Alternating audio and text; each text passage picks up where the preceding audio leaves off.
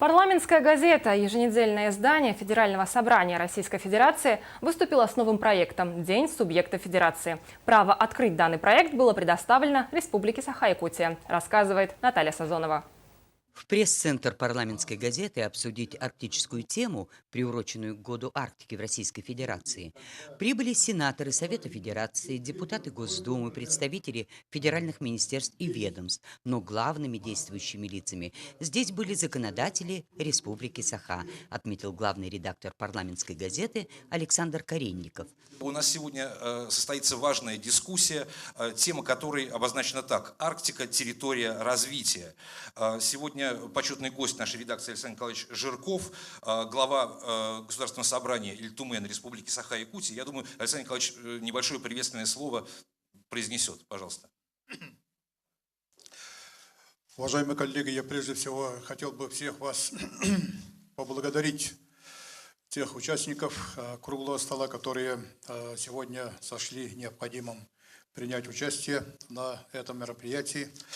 Арктика – это значительная часть территории нашей республики, и проблему, которую парламентская газета сегодня намерена поднять, она для нас жизненно важна.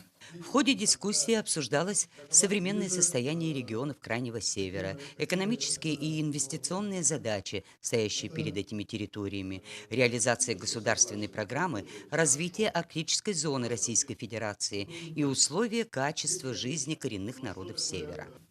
Мы считаем свою арктическую территорию сравнительно освоенной территорией, ибо из 640 населенных пунктов, которые у нас имеются в республике, 210 населенных пунктов расположены на территории арктической зоны. Было отмечено, что в Республике Саха-Якутия уже выработана стратегия развития арктических районов, определены формы финансирования из регионального бюджета, началось строительство объектов социального назначения, создан Госкомитет по вопросам Арктики. Ну а главным сдерживающим фактором является отсутствие единого федерального органа управления, который мог бы решать вопросы и проблемы всех арктических субъектов Российской Федерации. Наталья Сазонова, Евгений Петров, НВК «Саха», Москва.